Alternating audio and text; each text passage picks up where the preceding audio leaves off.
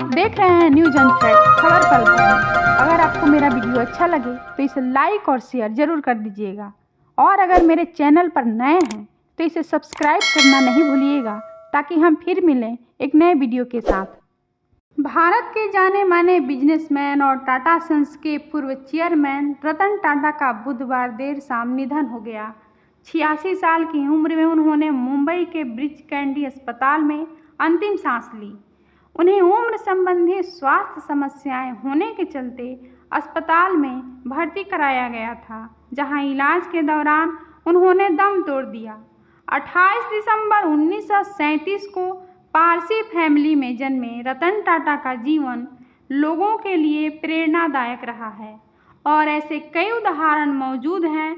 उन्होंने अपनी ही कंपनी में कर्मचारी बनकर काम किया तो दूसरी ओर अपने कारोबार से होने वाली आमदनी का 60% से ज़्यादा हिस्सा दान करके देश के सबसे बड़े दानवीरों में शुमार रहे।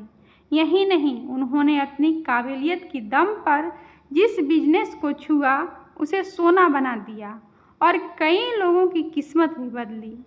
आइए जानते हैं उनके जीवन की झलक। दिवंगत रतन टाटा का जन्म 28 दिसंबर 1937 को हुआ था, लेकिन उनका बचपन बहुत अच्छा नहीं बीता। दरअसल बचपन में ही 1948 में उनके माता पिता अलग हो गए थे, और इसके बाद रतन टाटा का पालन पोषण उनकी दादी नवाज़बाई टाटा ने किया था। शुरुआती शिक्षा के बाद रतन टाटा हायर एजुकेशन के लिए अमेरिका की कॉर्नेल यूनिवर्सिटी गए और वहां से B.Arch की डिग्री प्राप्त की। पढ़ाई पूरी कर भारत लौटने से पहले उन्होंने करीब 2 साल तक लॉस एंजिल्स में जोन्स और इमन्स के साथ कुछ समय के लिए नौकरी भी की थी। साल 1962 के अंत में दादी नवाज़बाई टाटा की तबीयत खराब होने के चलते वह नौकरी छोड़कर भारत वापस लौट आए थे। रतन टाटा ने कभी शादी नहीं की, लेकिन ऐसा नहीं है कि उन्हें कभी किसी से प्यार नहीं हुआ। एक इंटरव्यू के दौरान खुद रतन टाटा ने अपनी लव लाइफ के बारे में विस्तार से बताया था। उन्होंने कहा था कि उनकी ज़िंदगी में प्यार ने एक नहीं बल्कि 4 बार दस्तक दी थी, लेकिन मुश्किल दौर के आगे उनके रिश्ते शादी के मुकाम तक नहीं पहुंच सके। दादी की तबीयत खराब होने के चलते वे अमेरिका से भारत आ गए थे, लेकिन उनकी प्रेमिका भारत नहीं आना चाहती थी। उसी वक्त भारत चीन का युद्ध भी छिड़ा हुआ था। आखिर में उनकी प्रेमिका ने अमेरिका में ही किसी और से शादी कर ली। इसके बाद उन्होंने अपना पूरा ध्यान टाटा ग्रुप पर लगाया और समूह की कंपनियों को आगे बढ़ाने पर काम किया। अमेरिका से भारत लौटने के बाद अपने पारिवारिक बिजनेस ग्रुप टाटा के साथ करियर की शुरुआत किया।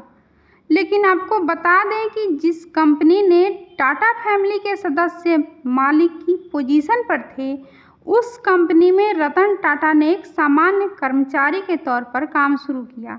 इस दौरान उन्होंने टाटा स्टील के प्लांट में चूना पत्थर को भट्टियों में डालने जैसे काम भी किए और बिजनेस की बारीकियों को भी सीखी थी।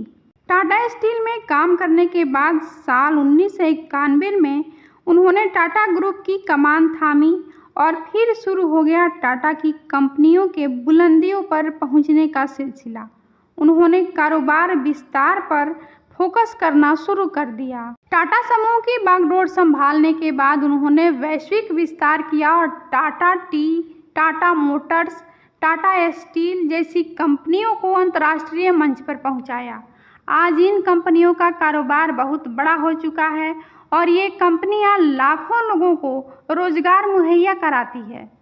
जब टाटा ग्रुप में JRD का उत्तराधिकारी चुनने की बारी आई तो उस समय रतन टाटा सबसे योग्य व्यक्ति थे जो उनकी जगह ले सकते थे, और समूह की कमान संभालने के बाद उन्होंने इसे साबित भी किया। JRD टाटा के कदम से कदम मिलाकर चलते हुए उन्होंने टाटा ग्रुप के कारोबार के विस्तार से जुड़े कई अहम फैसले लिए।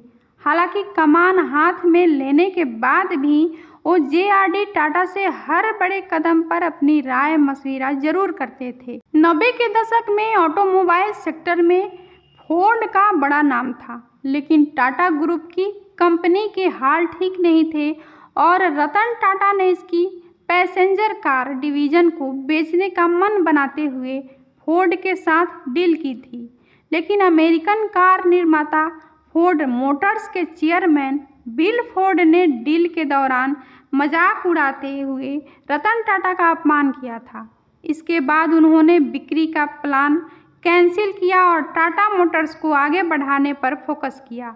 महज 9 साल में बाजी पलटी और फोर्ड के 2 लोकप्रिय ब्रांड जैगुआर और लैंड रोवर को खरीदकर बिल फोर्ड को झुकने पर मजबूर कर दिया। रतन टाटा के नेतृत्व में टाटा ग्रुप का कारोबार और तेजी से आगे बढ़ा और देश ही नहीं दुनिया भर में टाटा का डंका बजा। अपने मेहनत और काबिलियत की दम पर विशाल साम्राज्य खड़ा करने वाले रतन टाटा को भारत सरकार की ओर से बड़े सम्मान मिले। साल 2000 में जहां रतन टाटा को पद्म भूषण दिया गया, तो साल 2008 में उन्होंने पद्म विभूषण से सम्मानित किया गया था। रतन टाटा ने एक ऐसा सपना देखा था जिसे पूरा करना शायद हर किसी के बस में नहीं होता, लेकिन रतन टाटा ने ये कर दिखाया। हम बात कर रहे हैं देश की पहली लखटकिया कार टाटा नैनो के बारे में। भारत के आम आदमी को 1 लाख में कार खरीदने का मौका रतन टाटा ने ही दिया था। उन्होंने बाजार में 2008 में टाटा नैनो उतारी। हालांकि यह कार उनकी उम्मीदों के अनुसार बाजार में धमाल नहीं दिखा पाई। दिवंगत रतन टाटा को बड़ा बिजनेसमैन, दरियादिल इंसान के साथ ही डॉग लवर के तौर पर जाना जाता था।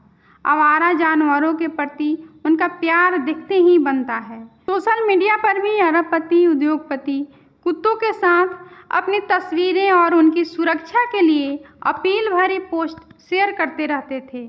रतन टाटा के ड्रीम प्रोजेक्ट 98,000 वर्ग फीट में फैला और 5 मंजिला पशु अस्पताल साउथ मुंबई के महालक्ष्मी क्षेत्र इसी साल शुरू हुआ। रतन टाटा जीवन भर अकेले रहे और उन्होंने शादी नहीं की, लेकिन अकेलेपन का दर्द उन्हें हमेशा होता था।